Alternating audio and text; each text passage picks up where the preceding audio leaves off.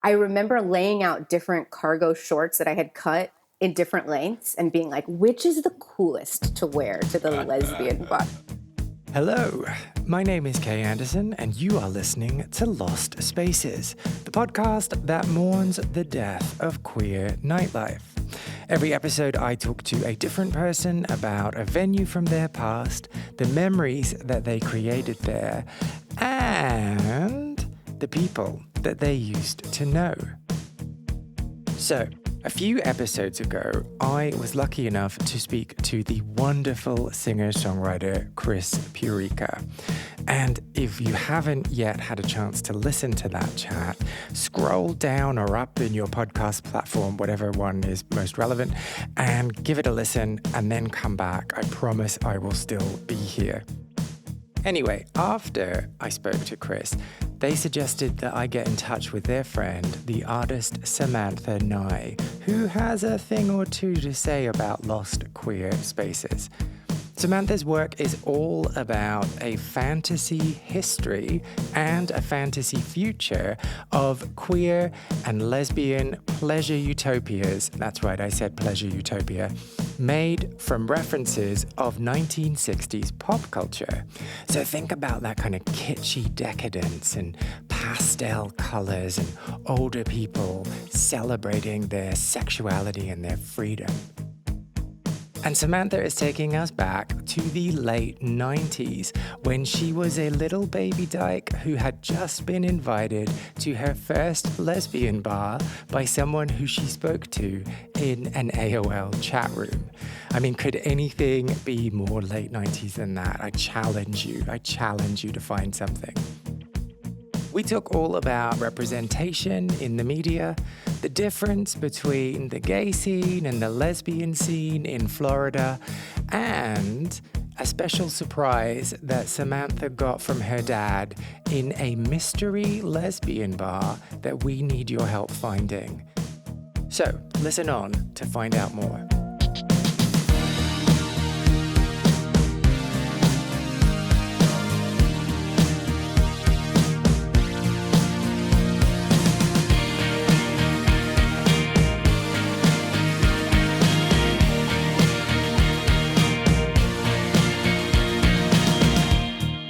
When I was coming out, there were so many gay spaces and absolutely zero online action. Ooh, action. What do you mean by action? Well, it's just like I didn't form communities online. Yeah. But I was thinking a lot about this for this podcast. It's like, how did I find my first lesbian bar? Because I had been spending time in gay bars. And so when I came out, I understood the Miami and the Floridian gay vibe, the dance music, goth nights, the fetish nights as they were called then. And then I remembered I was invited to my first lesbian bar because somebody on AOL chat, I had put that I liked Slater-Kinney, and this person named January slid into the DMs. She must be a lesbian if she likes Slater-Kinney. Yes. Yeah. and she said, hey, I saw that you like Slater-Kinney. Do you like these other bands? And I said, yes. And she said, okay, so you should come to Partners on Thursday night, or I don't remember the night. And I was like, Partners, my heart's like, what does this mean? It's a lesbian bar. I was like, what? I haven't done this yet. I've only been to gay bars before. Okay, so help me with the timeline here. You said that you'd been to gay bars. When you had started going to gay bars, were you like, yes, I'm gay? Or was that part of the exploration? No, I think I was kind of very secretly gay to myself, but didn't realize it until I started going to gay bars. So when I was in 97, I went to massage school, and everyone that worked there was I'd say 60% of the people that worked there were older lesbians, older to me at the time because I was 17. And looking back, they were actually 27. Yeah, right. They were probably late 20s, early 30s. To me, they were old and wise. That was my first time being around lesbians and understanding that you could have a future and a partner and live. And so when you heard the name Partners, did you know immediately that's the lesbian bar? Or were you just I have no clue what you're talking about? Nope, I didn't know anything about it. This anonymous person named January just said, it's the lesbian bar. It's located in this place. So it was in this town. I don't know how familiar you are with South Florida. I mean, I've driven through it. Okay. So then you won't know this at all. But like between Fort Lauderdale and Miami, these are the two like bigger cities with like really thriving nightlife and very thriving queer cultures then and now. But in between these two cities was like a smaller city called Hollywood, Florida, and another little section called Dania. And they're really like almost small town beach towns. Okay. They have a completely different vibe, and you would not believe that they're connected to big cities. So this partners was in Dania Beach, near the beach. And I knew nothing about it. Yeah, not at all. And so January. So January's like, hey, come to Partners, come meet me, come talk to me. What were your initial thoughts? Panic, Sounds reasonable. excitement. Yes, I was not living in South Florida, but I was visiting South Florida. And I remember this very clearly, getting ready in my mom's bathroom she had a radio and she had the Sarah McLachlan album. So I was like, okay, I'm gonna get ready. I was like listening to this Sarah McLachlan album. Nothing hypes you up like a song about death. And I so remember, and this is so embarrassing now. Well, at the time I was having like a very butch phase. I didn't know it was a phase. It went on for a while, but like I remember laying out different cargo shorts that I had cut in different lengths and being like, which is the coolest to wear to the lesbian bar? Now I just wouldn't even be caught dead in that. But I really spent some time questioning whether like, 1 inch below my knee or 1 inch above the knee, like what was going to be the vibe for that night. And how did you decide? I probably had my friend come over and tell me because I called my best friend from high school. Neither one of us were out to each other at the time, but we came out to each other, years later. And so at this point, I think I was pretty out. I was very out, yeah. And she was, I think, still kind of coming out. And again, I probably should have checked in with her. I think she was still coming out at that time. So she was like, yes, I'll go with you. She was always very fashionable. So like probably she didn't want me to wear any of those things, but probably chose the best option of all of them. The least offensive. Yeah, and they were like different variations of like an army green color. I'm not proud. It's just the truth. No, be proud. Embrace it. I would love to look back and be like, look at this amazing 90s fashion that I was like proudly putting on to go to the lesbian bar. But instead, yeah. But I can tell you that in thinking about this, like I have really visceral memories of the moment of like arriving there, like walking in because it was in a strip mall, and everything else in that strip mall had been closed by that time in the evening. It was just lesbians all over the parking lot. And then I walked in. Hang on. Yeah. So before we go in, so there were lesbians all over the parking lot. Yes. Let's just unpick this statement a bit. Let's so do were it. they just standing around drinking, or were they doing more than that? I mean, they were kind of like greeting, this was very comfortable for them. They weren't like me. Like this wasn't their first time getting there. I mean, it seemed like these were people who were like meeting up with their friends and waiting for friends or just doing all the things you do. Oh, okay. So my dirty mind has gone to the wrong place. Okay. Oh, no. See, that's not the case. That's the sad part that we'll get to in the lesbian bar scene. Nothing exciting, just occupying the space, making it clear that I had just entered.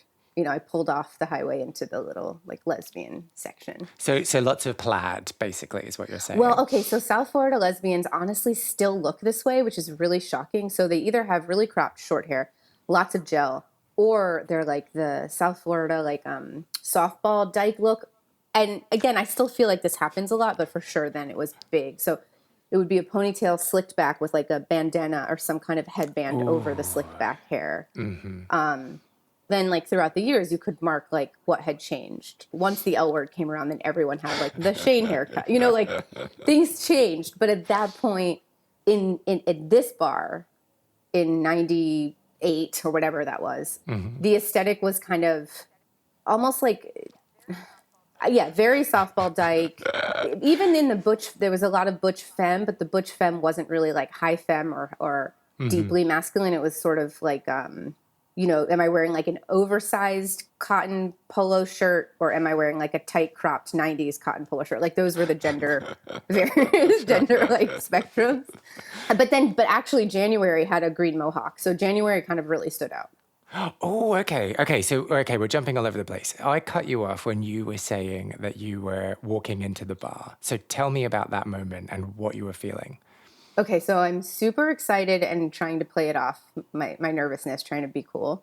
And it's a really small bar. And there were 3 women on the stage singing. And again, I had not been to a bar that was like this. I'm used to people dancing and loud music and DJs. And they were singing what I learned later were covers of Indigo Girls. yes, all these things. I did know the Indigo Girls at that time, so I may have referenced that. But like, for sure, there was this lesbian folk musician called Melissa Farrick, who I thought was, see, I didn't know her music at all. And I thought all these women on stage had written those songs for years. For years, I thought they were their songs. There was this folk musician, her name is Chuck. She was singing, and these 2 other women were singing, and everyone was just like, you know, swaying and in awe. And it was like very shocking and strange to me, and also like appealing in ways that I'm not even sure. I never was a huge folk. Like I never gravitated towards that so much, but there was something so loving and exciting and just like, I mean, just so many lesbians. I'd never been in a room full of that many lesbians that I was like, if this is what we do, this is what I'll do. Like, I'm into this. Well, can I ask follow-up questions about that? So Yeah. I talk to lots of queers who feel like when they go out on the scene, they need to conform. And so usually it's gay men who are like, oh, I guess I better like Kylie Minogue now. I guess I better like Madonna. Did you feel that way, but with folk music? Like, I wanted to date women, and the women that I thought were really hot were butch women. And so then I thought I had to sort of be a butch, like I thought I had to be a butch woman at the time. And I really, but I'm super, I mean, it's funny because I'm even wearing a shirt that says femme now, but I think my initial relationship to queerness was I wanted to mirror what I was attracted to, which I think happens a lot for people. But I think I was kind of a late bloomer. I didn't date in high school, and I was very secretive to myself even around my queerness. So I sort of went like full like shaved head, and then like when my hair grew in, it was like frosted tips like a boy band. I mean, it was very, very specific to the 90s, like very specific to the 90s. So that was me like really kind of giving into what I saw and what I wanted to like mirror. I just wanted to like be in the scene. And but so just like let's debunk some myths that I have in my head. Okay. Are butchers only attracted to butchers? I thought butchers went with femmes. That is traditionally like what the sort of larger story is, and that's of course the nothing's heteronormative framework by which and that's actually like has always been like the more common narrative. I was just entering it just with no understanding of anything, and just kind of thought that that's what I would do. I'm looking back with time and hindsight, not so much looking back at like what I was thinking in the moment. Like I was playing with gender and trying to figure out what it meant to be queer. But now I'm looking back going, I think I was just emulating what I was attracted to as someone now who's femme and dates people on the masculine spectrum. But there is no like common story. I mean, I just think in the 90s it was very butch femme, and that was the relationship. And in the 2000s was very much like, if you're femme, you date butches. But then, you know, the L word came along, and I was like, I've never seen anything like this, like femme on femme. I never really anticipated that or considered that. And so I guess I'm thinking about the L word again because I was listening to your conversation with Chris. But yeah, like none of that existed in the lesbian scene that I was in. Isn't that interesting? So do you think that once the L word came out, people had different points of reference for who they could be? My extended community just saw the L word as like a fantasy that doesn't exist. So I don't think anybody ever... Okay. I don't know anyone that learned anything about themselves through the L word, but I'm sure that happened for people. Yeah. And maybe if I was younger and had friends that were younger at that time, that the L word would have like led them as like a guiding light but like for me, it wasn't a guide. It was like, oh, and I always loved it. I thought it was super fun to watch. I still feel that way, but I've never felt like, yeah, that makes sense. Yeah, I feel really disconnected from all the conversations that are happening at the moment about the importance of representation and how it helps you to kind of figure out who you are in the world because you have a role model. Because I never had gay male role models when I was growing up. And so I just found other role models that weren't gay males. And that's, you know, I was really into the female singer-songwriter scene because so many of them were queer women who were just like, this is who I am. And I'm also really good at playing the guitar. And I was like, wow. I love So that. I don't know. I don't know what point I'm trying to make. Just that, like, you always find role models, even if there's not a like for like. But maybe that's a really naive thing. I don't know. Well, I think that a lot of us feel that way. I mean, I didn't have that either. Even when I got to the queer community, I didn't really necessarily understand Mm. exactly what I could or would look like in 10 years. I mean, look, not just a visual sense, Yeah, yeah. but um, yeah, I totally understand what you mean. Like, I think about how, there, I'm just trying to think about how to say this. There's like these like young kids on Instagram who are like modeling their behaviors after RuPaul's Drag Race. And I'm like so shocked by that because it's like, oh wow, like they have all the catchphrases and how like easily digestible like that show has presented drag culture to be like these sound bites. But I was thinking like these kids would have had, for better or worse, Disney. Mm-hmm. Their role models would have been the kind of Mm. princesses or whatever, fill in the blank. But it is really interesting when it's like the actual queer community being kind of like fed in bite-sized, Yeah, yeah. child digestible. It's like shocking to me. I don't Mm. understand what it would be like to have that queer of an influence as a young person. There's also, just from what you've said, it's made me think about. Okay, so it's hard to have this conversation without just completely generalizing. So I'm just going to lean into it and completely generalize. Sure. But like so many queer people are creative and are makers and doers and thinkers. And that's because, in my mind anyway, so like just refute this. Sorry, I'm so apologetic. I should just make my point and then Yes, stand just behind make your it. point. Just damn it. It's because they're making sense of the world that doesn't make any sense. It's because they're trying to figure out how to circumvent or to integrate into this culture that has no place for them. And does that mean that all the kids now that are getting these positive representation, this is such an awful thing to say, are going to just be like really dull and boring because they don't have to have that like process of thinking and going through things? Yes, I know exactly what you're saying. And also having that like hidden, I don't know why I love Ursula so much. I'm 7 years old. I'm obsessed with Ursula. I don't understand what it is. There's like something about her. What does it mean? And then I find out later it's, my identification with her is her queerness. Mm-mm. And I think all those like hidden things that we have to fill in as young queer kids that didn't have the same environment that they have now.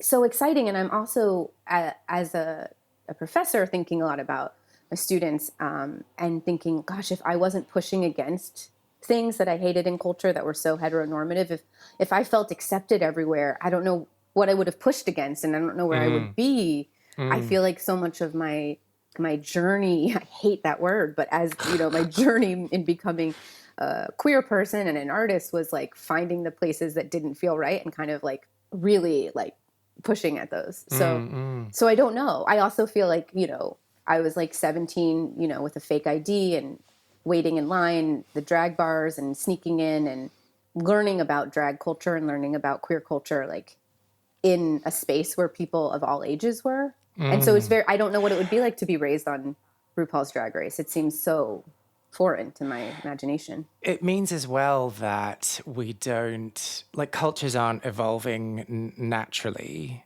because Mm-hmm. everything is cross pollinated. Right, And right. so you're going to be more influenced or you're going to give more credence to the thing that's on television than the thing that's happening at your bar. That's right. But it wouldn't Like the happen less like that. polished drag queen that's happening at the bar that's Yeah, actually that like maybe so much more amazing than what you just saw on television. But Yeah, and has a really interesting right. point of view and a really interesting kind of perspective on the world. But And maybe has because, no followers on yeah, Instagram. yeah, So yeah, you yeah. devalue it. Yes. Yeah, Yeah. yeah. Yeah. Which wouldn't have happened in the 90s. And I by no means am like, bring back the 90s, because, Right. Right.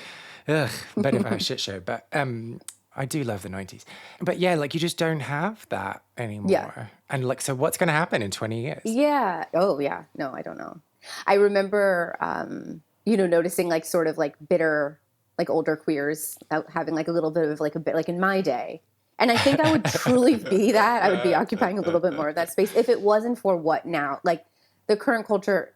I don't know how to even talk about what's happening right now, especially being from Florida, but there is something to be said about the safety that this conversation that we have now provides for queer youth and trans youth. And so my mom's visiting me, which is why I'm pointing that way. And we were just having a text conversation, and for whatever, she was referring to something, and she said like, oh, I don't know their preferred pronoun. And I've never taught my mom that language. Whereas in the 90s, I would have had to been teaching her that language. And I was thinking like, wow, that's actually kind of crazy. Like, that's amazing. So I sometimes prefer the 90s. And then I also know that we are safer now. And also not. I don't know. I don't actually don't know. Oh, yeah. Yeah, we might need to check in again in 10 years' time and see what happens. Yeah. Yeah. Yeah, I don't know. I do feel as though I am leaning into that grumpy old man phase now and being like, hang on a minute. Yes. Now that we're obviously best friends after this, we should then just continue these conversations, our grumpy, grumpy queer selves. It is, I am thinking a lot about the phrase, if you are lucky, you'll get the opportunity to grow old. Oh, I said that wrong. I said that wrong, but it's something along those lines. And how wonderful it is to have a perspective that's not like I am the center of the universe and everything revolves around me. Right.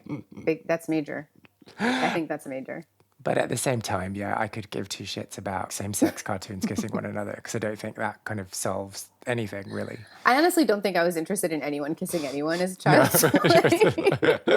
It was like the undertones were more interesting to me, you know. Again, Ursula, like, did she kiss anyone? I guess when she turned into the fake Ariel, she did. But I was interested in her as the Sea Witch. She kissed no one. Yeah. And that, like, I was interested in those kind of bold, spunky tomboy female characters that were just like, I'm just on my own and I'm going off on an adventure. Yeah, I didn't care about romance. But maybe I didn't care about romance because I was like, oh, that romance is not for me. Right. Okay. I mean, that's we true. shouldn't spiral into this. We're going to spiral. But one thing I did want to say was that, like, the other thing I noticed about that club versus the bars I had been going to previous to the lesbian bar was that was so diverse in many of the ways we could use the word diverse. But what I'm mostly thinking of in this moment was age. Everyone was at that bar. And that felt really normal. Whereas there were certain bars I would go to in Fort Lauderdale or Miami that would have older gay men at it. But for the most part, it was a 20-year-old's world. Yeah. So going in, you see these three women playing the guitar. This is where we were, right? Yes. They were crooning. Oh, no, we didn't finish this question before. So did you then go and buy a bunch of CDs of female singer-songwriters so you could fit I did not.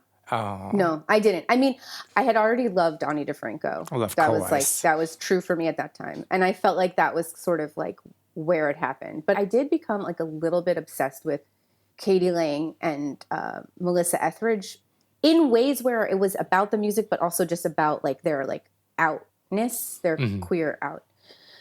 But I did not, I never became super into like the underground lesbian folk scene. I just participated in it. And I loved participating in it, but it wasn't like I listened to it a lot. So participating in it means being an attendee at gigs? Yeah, I'm showing up. I'm like, I've got my friends there. I'm starting to meet people to date, and my friends are, dating people. So that became part of my scene. So it was an elaborate ruse to sleep with people. I think so. Looking back, yes. All right, I'm grand with that. That sounds good. But also to find community. I mean, for me, it was like community based. This is what my community does. This is what I do. But then I'm also going simultaneously, looking back, you have such a different, clearer vision on Absolutely. it. And I think like I was truly more drawn to going to, drag nights and dance clubs and like the new wave dance nights in Miami and in Gainesville. Like that was always where I had the most fun and felt the most excited about. But I'd show up at the other events for sure. What purpose did it fill that the gay bars didn't? Just lesbians. The lesbians. Were there any lesbians at the gay bars, or was it just completely separate? Yeah, I went with friends. Once I started collecting my friend group of queer women, we went to all of those, And this high school best friend that had come out at the same time, she was also really into like dancing and kind of the darker dance scene than the lesbian kind of soft folkier scene. And we both did all of the things, but I think we were more excited about, dancing to Depeche Mode. And so, okay, so going in, you see these three women playing the guitar. You're like, wow, they wrote these songs. Yeah. And you're scanning the room. Does January make herself known to you at that Yes, point? I wish I could remember how I actually met January. To be honest, this story ends in that we never really became friends. We just kind of knew each other in the scene, but she was a huge gateway for me. But January somehow made herself known. She was the coolest looking one in the room. I mean, she had like a big green mohawk, and she also was not very clearly not into lesbian folk music, much more into Riot Girl, which is how we met on the AOL chat room, because I had mentioned the Riot Girl bands I was listening to. But I think that encounter is also another note in what we were just talking about, which is I'm for sure not keeping in touch with January. I'm for sure that she didn't go out and grab all the lesbian folk music, but she did show up to all the events. It was what we had. Do you think that happens anymore? This is the big question. I don't know, because on one hand, I think everyone likes everything and identifies with everything musically and scene wise. Or I believe so from the younger people that I'm around in my teaching. But I don't really know. I'm not necessarily trying to solve like what's happening to the queer scene with this podcast or anything, but it is something that kind of, happens to come up every now and then, just miraculously in these conversations. And it is this weird situation where people feel more able to go to non-queer bars. Yes, yeah. But there's also, you don't have to accept that, oh, they don't play the music I like. It's not really my kind of place, but I'm going to go anyway because there's nothing else for me to do. I think that's completely right. Yeah. Yeah. You can just go to the place you want to be and assume that queer people will be there. Which is like sad. I mean, and this again, like, this is the thing about like grumpy old man syndrome, is that like I look back and going to clubs that I didn't like the music and I didn't like the people. I didn't like much of anything about it. But you went every Thursday, Friday, and Saturday. Yeah, I showed up and I was like, yes, this is going to be the night I meet someone who I gel with, who like understands me. And I just had that faith. And now I wouldn't. I feel exactly the same way. And I miss so much having like the spot where everyone's going to be. You don't really have to make a plan or call anyone to see if they're going. You just show up. That was so amazing to grow up that way and be welcomed into the queer community that way. Now you just go where you want to go, and queer people are there, and you're like comfortable. How annoying. I know. It's sad. I would do anything I would listen to good and bad lesbian folk music just to be in a lesbian bar again. I think it'd be really fun. And now that I'm older, I'm like not so much looking for like the full night of like dancing and sweating on the dance floor. Like I would want like a lounge, But again, the lounges that I'm picturing are all the gay lounges that I went to, not the lesbian lounge. In a strip mall somewhere in Hollywood. Yes, a strip mall in South Florida. And what else happened on that first night then? Okay, so one thing was my high school best friend ran into someone she knew from high school that I did not know. And we had that moment of like, you're gay? I'm gay? This whole thing, we were gay this whole time. Nobody knew. I remember leaving with like 6 phone numbers. It wasn't to date. It was like a friend group immediately. One of them was this other person that she recognized from high school who became a good friend for a little while. It was kind of like being launched into something. It was like from that night on, I knew these people who knew all the other lesbian bars. And I had already had my queer coming out scene 5 hours north in Gainesville, Florida, the college town, where all the secret things can happen because you're away from like home. But now that was me developing like a lesbian community in South Florida. And can we talk about your best friend from high school quickly? We sure can. Her name's Simone. Simone. Hi, Simone. So you said that you kind of hadn't come out to each other at the same time and stuff. Yeah. Was it a case of you finding each other within the school because you were both the misfits, or how did that happen? Truly, a lot of our friends then came out. So I think we just kind of found each other on some level. And, the queer energy in me sees the queer energy in you. But the way it happened was kind of amazing because she was still living in South Florida. I was living in Gainesville. She came to visit me, and this is so convoluted, but I was actually living on like this lesbian land with these older lesbians. I mean, this is like Doesn't sound convoluted at all. Sounds perfectly normal. I moved in with my massage school teachers, and they lived on this like very like eco-feminist kind of lesbian land. And I was living there, and she came to visit me, and I said, I have to tell you something. And she's like, you're going to tell me you're gay, right? And I said, yeah. And she's like, okay, don't worry, I've known. And I said, okay, well, listen, I want to take you to the UC, this gay bar. Will you come with me? And she's like, yeah, of course. I'd probably even kiss a woman. Like, she said something off. We go, she immediately does that thing where she like sees someone across the room, and she's like, fuck, I have a crush on that person. And then the next day, I remember she said, can we go back to that bar? And we need to go shopping. I need a new outfit. She was super fashionable. And I was like, in my heart, I was like, I can't believe this is happening. Is Simone coming out? Like, did this just happen?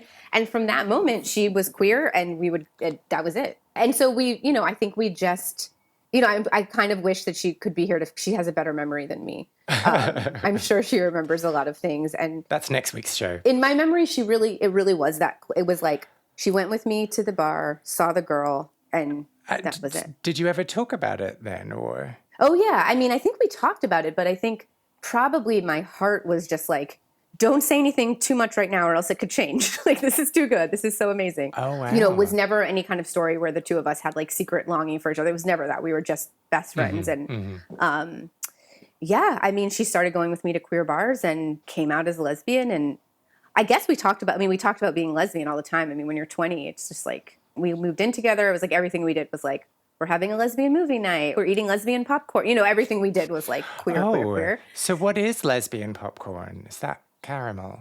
It's just lesbians putting nutritional yeast on popcorn. Oh, okay. Okay, well, that makes sense.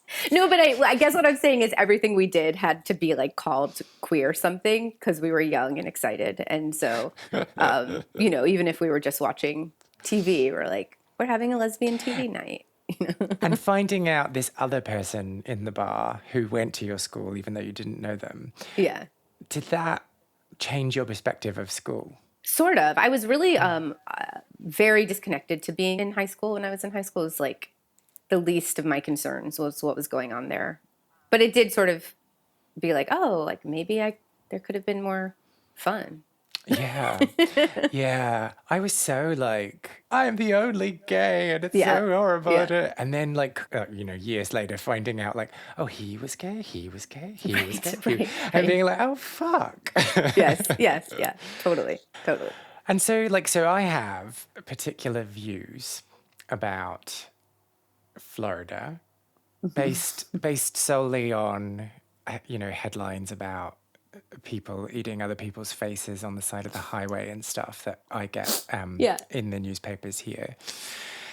And, my impression is that it's not the most tolerant place, although there are pockets of tolerant places within Florida. And Disneyland isn't one of those places. And so like, what is it like growing up as a queer kid? I mean, I have a really queer childhood without anyone intending for that to happen. As an infant, I became a child model, and that continued throughout my life until I was like 13, going through that like really weird kind of like visual adolescent phase. And so do you still have any of the moves? Oh, a friend of mine was just taking a picture of me yesterday and was like, you are still a child model. Because I was like, oh, camera? But I was like often in South Beach going to castings and being around a lot of queer men. So, and I was absolutely obsessed with George Michael, like absolutely obsessed with George Michael because of the men that I had met in the casting world, or like, hair and makeup. I mean, it sounds so cliche, but it's just true. So I was around a lot of like that kind of queerness growing up. My parents are super liberal Jews who, wanted everything to be okay, and let me know that, in all the ways that like woke white Jewish parents were trying to signal that like woke wasn't a word then, but they were like, now I think some of the things that they did would be considered kind of offensive, but at the time they were like really trying to be like, we're going to teach you about Kwanzaa, and like we're going to celebrate Kwanzaa, which is like so cringy, but also like I completely understand what they were trying to do. And queerness entered my life sometimes in those ways. But we never talked about sexuality. Like, we just didn't go there as me and my father. Actually, my mother too, except my mother and my grandmother were always like super hypersexual and like sexy and like very concerned with like, the male gaze. Very interested in the male gaze, very interested in pleasing that. But there's this story that I thought of a lot. Like, when I first thought about this podcast, I was thinking like this idea of lost, like the idea of the lost space. And there is this one bar that has just been lost to me in time. And it's such like a important story for me to understand how queerness was being kind of absorbed by my family. To tell you the story, I'd have to like back up for just a second to tell you that like my father was a really sweet guy, but was like an alcoholic and spent a lot of his time in bars, and dive bars especially were his thing in Hollywood Beach. And he also had Tourette's syndrome, which meant he said, I don't know, I'm sure I can curse on this podcast, but he said fuck, fuck, fuck, fuck, fuck all the time. It was like a punctuation for him. So he was a little misunderstood, and you can imagine there's a certain type of bar that would accept a guy saying fuck, fuck, fuck all the time, and a certain kind of bar that wouldn't. So anyway, it was a very big deal for him to take me out to dinner because he never had a lot of money. And I remember him for 2-3 weeks saying, I want to take you and your girlfriend out to dinner. Can we set the date? Let's make sure. And can you bring your fake ID? And I was like, sure, we will go and I will bring my fake ID. Like, this seemed kind of normal. So we go out for dinner, and he's excited. He's anxious. He's like, when he was anxious or excited, saying fuck even more, just like, so then he's like, okay, can I please take you for a drink? I said, sure. Yeah, we'll follow you. So I'm following him. And this was, again, like probably 99, 2000. And so we didn't have GPSs. I like can't pull up a memory of where this was. But he took me to this dive bar, and he walked in, and, it was very common for me to go to a bar with him and everyone to know him. So I'm immediately struck by the fact that everyone's like, Jeffo, hey, buddy, you're here. Like, oh, this is your daughter? We've heard so much about her. Let's give her, your favorite, like just like Amber Box or being put on the bar. Everyone knew him. And it didn't hit me until I sort of took a second to calm myself down, to look around and go like, this is a lesbian bar. Like everybody here is a lesbian. Like, I didn't really, I remember at first getting the Amber Box because she said, this is your dad's favorite. This must be yours. Like, very celebratory that I was there. And I couldn't understand that vibe. So then when I slowed down, I was like, oh yeah, this woman, she's wearing a leather jacket. She has one single braid all the way down to her ass. It's like the leather jacket has some kind of like emblem on it that was like some kind of sapphic emblem. And it slowly dawned on me, like, I'm in a lesbian bar and everyone here knows my father, and I have never been to this bar and I don't know a thing about it. And I was like, Dad, he's so fucking proud at this moment. He's just like, this is my daughter. I was like, Dad, what is going on? And he was like, well, when you came out to me 2 years ago, you gave me a stack of books to read, and I'm not going to read these books. I'm going straight to the source. So he's like, I joined the dart team here, and I've been playing darts with all of these friends for, a year and a half. And they've been kind of teaching me what your life would be like and telling me all about your life. And it was, oh my God, it was so moving. And, I was 19 or 20 at the time. Oh, I'm getting teary-eyed. And I didn't know how to like accept that completely. Like now I wish I went and played darts with him all the time. Yeah. I was kind of like, this isn't really my scene. I'm not going to come back here, but it was so sweet that he did that. But he did that, and he continued to be on their dart team for a long time. Oh, wow. So like the only man. Yeah. Yeah. Aww. And here's the thing. I don't know what this bar is. My father passed away a few years ago.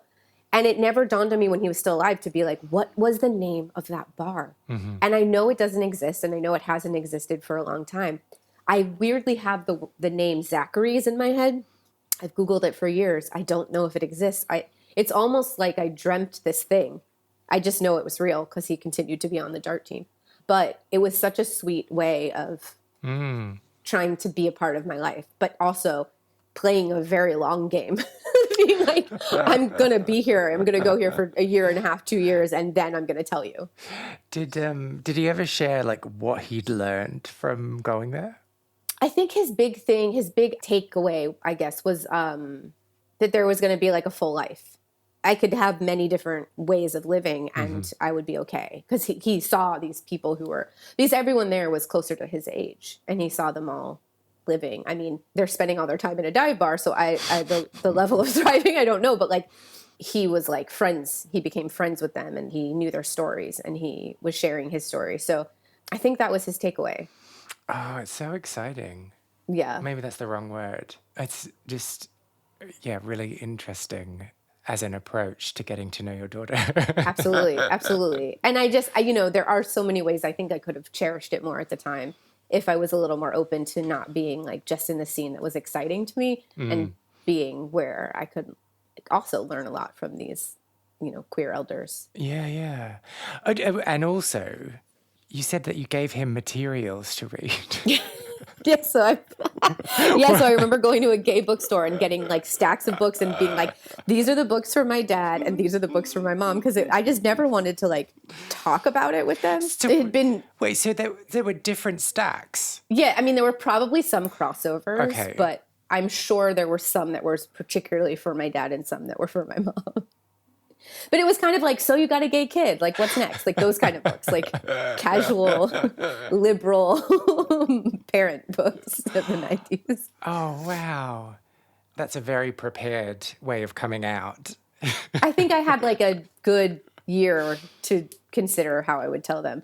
By the way, though, at that point, I had already had a shaved head for years and was already like, had the aesthetic that I was describing to you. So nobody was surprised by this at all. It was like overkill that I got these books. What were you just like, I'm just going to drown them in reading and then they'll have no follow-up questions until they've read them all? Yeah, kind of. Oh, that's brilliant. I'm going to, whenever I've got a difficult conversation, I'm just going to bring a stack of books. Just bring the books.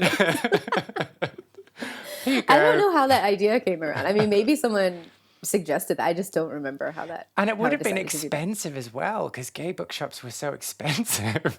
That's a good point. Yeah. Sorry to go to all the practical things in this moment. So we're on a quest then to find this bar, which we Oh my know gosh. is a lesbian bar, and it's in Hollywood Beach. It's either in Hollywood or in Dania Beach. It's Okay. in one of those small towns between Miami and Fort Lauderdale. And they had a dart league. Yes. And do we know any more details? No. Okay. Nothing. It was definitely a dive bar. It was definitely in like an alleyway. And for some reason, my mind has always been fixated on the fact that it may have been called Zachary's, but I can't conjure up anymore. Maybe this becomes the podcast now becomes like it changes its direction and becomes like we'll find you, you're lost. Have you lost a bar recently? Here's the bartender in the leather jacket. So I got really excited at this idea of lost spaces because for me it's been like the like premier lost space of my life in a certain way. And what difference would it make to know what that place was? I don't know if it would truly make a difference, but it feels like then I'd have some anchor. Because what I'd love to do is find some of his dart team. I'd love to be like, tell me about this. What was this like? I mean, it was a long time ago, so they might not remember, but I would love to know what his presence felt like from their side. That would be really amazing. And what questions he was asking as well. That's what I want to Yeah, know. exactly. Exactly. Like, what was he like? What was he asking? They really embraced me. I mean, that was the part that kind of, I thought we were just going to a bar. It was very common for me to go to a bar with my dad. And so I didn't think that we were going and I would be celebrated. My entrance would be like that. Ta-da! So it like shocked me. Yeah, it shocked me. It was like they knew my name. They had beers ready. Like they knew I was coming that night. And you can imagine just it was almost like, like walking into a surprise party, but you don't know anyone. So it was like that feeling of being very excited. And that's why it took me a second to realize I was even in a gay bar or a lesbian because of the fact that it was so divey and so under the radar. You walk into a gay bar in South Beach, you're in a gay bar. This place was just like not that. So yeah, that moment of realization and just kind of like double taking was pretty real. I don't know how I'd respond. I hate so much being the center of attention. I think I'd be really like distrustful of all those people. Okay, but what immediately. if there's only like 7 people there, which is the case? it wasn't a room full of tons of people. It was 7 people. Okay. It was, you know, probably like 9:00 at night. Like it wasn't that many people. And they all knew your dad. Oh yeah, no, walking in, it was very much like a scene from a movie. Like, hey, Jeff, they're like, like finger guns and like, she's here. This is Samantha. You know, they knew my name before I got there. So I think I probably forgot that part of the story when I was telling it. But yeah, it was a lot. Who are all these weird women? That's what I'm saying. I need to know. That's why I want to find out who it is. I think that's a difference it would make. It wouldn't make a tremendous difference it would only add to the kind of weight that story has in my history. Mm-hmm. Well, let's find them. Let's do it. Let's find them. Yeah. Okay. I'm on the task. So, if we like round things up in a super cheesy way. Sure. Are you down for that? Yeah. Let's do it. Yeah. So if we were to go back in time to the 90s, so 99, you know, Baby One More Time is riding high in the charts. Oh, No Scrubs. And what else? Yes. What else? Probably Smash Mouth as well. Just some bitter with the sweet. Yes. Yeah. That would have been out there. And we went to Partners and we ran into you on the first night that you ever went there. And you had that opportunity to be like, hey, what's up? What advice would you give Samantha? Oh my God. Oh God. Okay. Well, first I would have given fashion advice immediately. Cut the short hire. This thing that you're doing, it's not working for you. Maybe I would have like whispered in my ear being like, actually, you're a femme. You just don't know it yet. And you're going to get there. But I even if I wasn't just embracing where I was in my gender presentation at the time, I think I would have just been like, there are ways to do this and look better. Let's just figure that out. Okay. But aside from that, God, there's so many things. Let me sit in this question for a second. What's the important stuff I should have told myself? I guess like I was such a late, in fact, I wasn't. I came out at 17, but it felt to me like I was such a late bloomer. I felt like everyone had been dating and I felt so behind the curve that I kind of felt like I needed to like consume queerness to its fullest, like meet everyone, date everyone, you know, and I think that's great. But I may have also been like, find your friends not just because they're queer, but because you love them. You know, I think I had a lot of years where it was like just hanging out with every queer person and making my community as big as possible without knowing if I really liked these people or shared politics with them or they cared about me and I cared about them. Like I wasn't in that zone. So maybe I would tell myself that. I don't have any like real horrible memories from those communities, but I think I'd love to look back and like remember some of those people. And right now they're just a sea of faces that I don't have names for. It would have been lovely to think of more people to like reach out to. But so many of them I just don't remember or stopped caring about so quickly. So I don't know, kind of a weird piece of advice. There's probably something more poignant, but I think like, no, that's good searching advice. for those real connections. Yeah. Like don't waste time on those people that you don't vibe with. Yeah. Sorry. Just like find the real, like heartfelt connections or even just like have fun with people. Like it just doesn't have to be like, you're gay, I'm gay. We're besties now. Do you have any memories of partners or clubbing from your own queer scene that you want to share? Well, if you do, please get in touch. I want to create the biggest online record of people's memories and stories of queer clubbing. Go to lostspacespodcast.com and find the section Share a Lost Space and tell me all about what you got up to. And if you have any clue what the mystery lesbian bar that we talked about in today's episode is, then you will get bonus points, like 300 million bonus points, if you can help us locate it. You can also reach out to me on Facebook, Instagram, and Twitter, where my handle is Lost Spaces Pod. Find out more about Samantha and her wonderful artwork at samanthanye.com or follow her on Instagram, Samantha_Nye_studio. If you enjoyed this episode, I would really appreciate if you subscribed, left a review on your podcast platform of choice, or just told people who you think might want to give it a little listen too. Go on, I implore you. I am Kay Anderson, and you have been listening to Lost Spaces.